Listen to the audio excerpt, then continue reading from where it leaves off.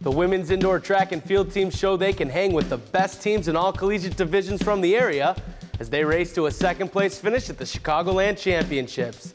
With the conference and national meets only weeks away, there's only one place you can get all the action from the indoor season, right here on the Cardinal Report.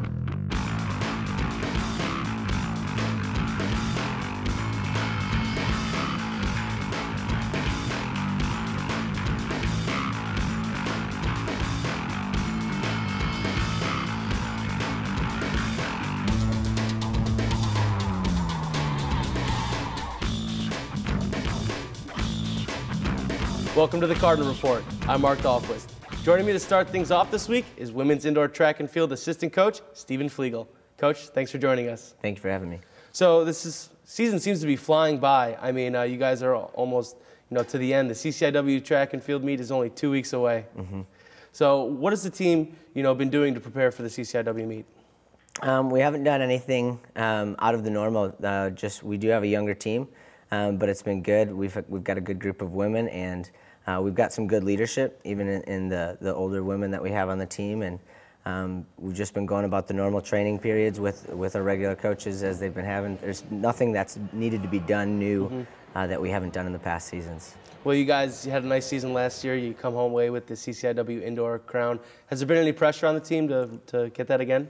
There's always that pressure of coming into it, but at the same time, our women, they know what they need to do to prepare for each meet. They go into each meet looking at that meet alone. They're not looking at the conference championship every day. They know that they need to prepare for tomorrow's Cardinal Classic rather than looking at the next week. But we have had a couple of injuries. We've got a young team, but at the same time, we're still looking at being a contender at the conference meet. Well, that preparations really seem to pay off. I mean, you guys have had some great success in all of your meets this year, finishing 1 or 2 in basically every meet. So what has been so effective for this team that's worked? We've got a good group.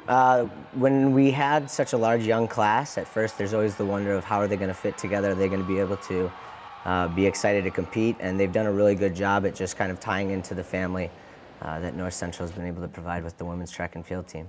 And one of those meets you guys had success at was this past weekend at the Chicagoland Championships, held at your home track. Who were some of the athletes that stood out to you at that? Well, we had some great performances. Brooke Patterson and Liz Composto and Jamie Bartholomew led strong with the pole vault going 1, 2, and 3. Mandy Coglianese had a great showing in several of the short sprints, 400, 200, and we also had just an overall good leadership with some of the distance runs. We had to have a couple people kind of sit out just during the time just because of injuries and looking at going into conference season. We have a couple times of championship that we need to make sure we're preparing for properly. Well, the Cardinal Report was there to see the team take on the competition from the Chicagoland area. Let's go to the highlight. 18 teams participating in the women's indoor track and field Chicagoland Championships. Bree Tolliver making sure that she stays loose as the Cardinals go up against Division I and Division II schools. We start at the pole vault where the Cardinals dominated. Jamie Bartholomew clears 9 feet 10 inches, good for 3rd overall. Teammate Elizabeth Composto would follow suit. She would take the 2nd spot, clearing 11 feet 3 3/4 inches. And Brooke Patterson would complete the trifecta for the Cardinals, clearing the same height as Composto, but in fewer attempts to take the top overall spot. In the triple jump, Bree Tolliver takes 7th, going 35 feet 1 1/4 inch, while Brooke Patterson would go 35 feet 1 1/2 inch for 3rd. Jocelyn Redlinski would sail 17 feet 10 1/4 inch through the air in the long jump. That would give her 3rd in the event. Redlinski would brush off the sand and head to the track. This is her in lane 5 in the 60-meter hurdles finals for the Cardinals. She's neck and neck with Megan Marchilladon of Lewis. She would clock a time of 9.26 seconds for 2nd overall. In the 400-meter dash, it was freshman Amanda Coglianese representing the Cardinals in the fast heat, running here in lane 5. She would crack the 1-minute mark and clock a time of 59.59 seconds, taking 3rd in the event. Coglianese would team up with Mackenzie Morris, Marissa Wheeler, and Molly Chlum to take 2nd in the 4x400 relay. And the Cardinals get 2nd as a team against some tough competition with a point total of 111. Coach, you talked about, the team going 1, 2, 3 in the pole vault. It seems that the Cardinals have really dominated in that event this year. We have a young group right now, but the men's side has always had a pretty dominant force with things, but The women's, over the last couple of years, there's been kind of a strong athlete in the showing in the upper class. This year we have 4 or 5 freshmen that have come in, and it really seems to have like a family feel to it within the pole vault event itself. And you were a part of that family for a brief period while you were at North Central. What's it like working with Coach Winder?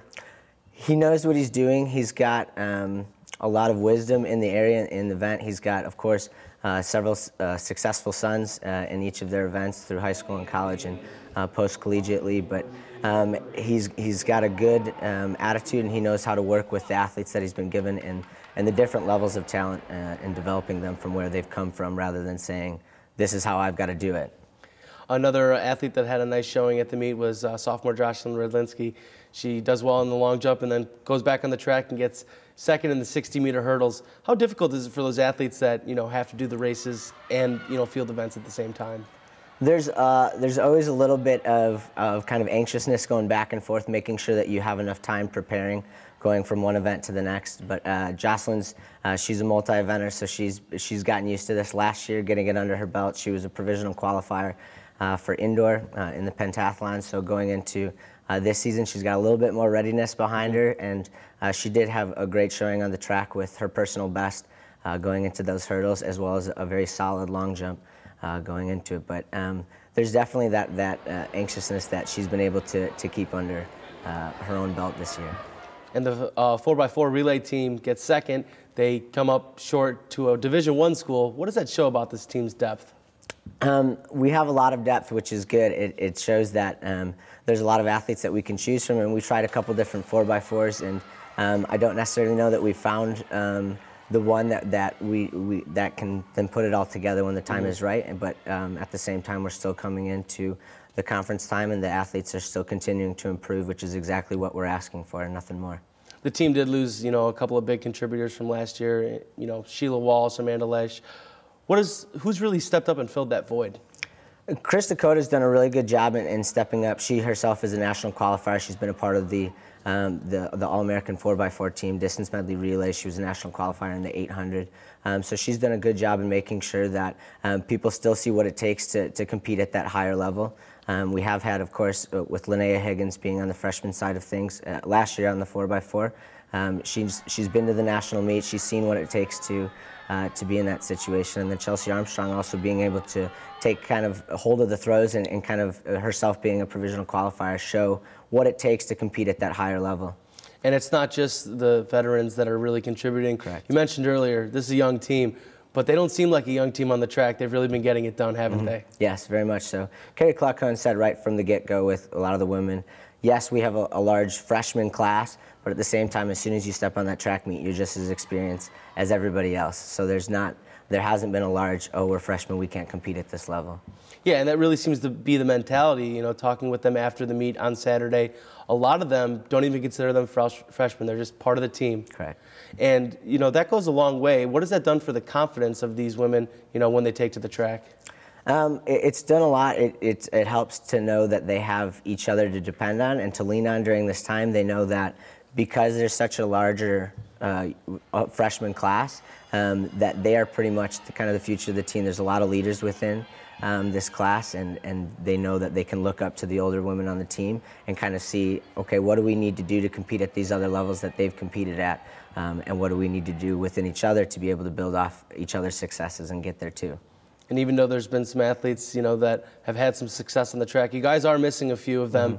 You mentioned some injuries earlier. What have been some of the big ones? I know Kayla Murphy was a big, contributor last year, and she's out for the season, isn't she? Yes, she ended up having some troubles with her thumb over a D-term, and she had to have surgery on it. Otherwise, she wasn't going to be able to put pressure onto it. Right. So we are aiming to have her back for the outdoor season, but also Brandy Jackson, who she was when we were at University of Whitewater, she ended up blowing out her Achilles. Really? So is she done for the outdoor season as well? Not sure yet. She just had surgery this week, so I'm not sure what the recovery time is still. Well, the Cardinal Classic is coming up this weekend. You said you guys aren't really looking ahead to conference, but are you going to maybe possibly rest some athletes this weekend? We do have a couple of our athletes that we know going into the conference lineup that we're not going to be putting in those events. We're going to give them a little bit of rest and maybe kind of do a different training type where we put them into maybe a different race to just prepare them and give them a little bit of a rest. That'll probably help for upcoming conference. Who are some of the teams that the Cardinals might have to look out for at that conference meet? Well, we've always been contenders with Illinois Wesleyan and Carthage, as they've been kind of the top 3 going out of last year. And then coming into this year, it'll still be a good, just an overall good competition. Well, we look forward to seeing that competition for the rest of this year, Coach. Thank you. Don't go anywhere, because after the break, Coach and I will be joined by athletes leading the way on the track and in the field events. Keep it right here on the Cardinal Report.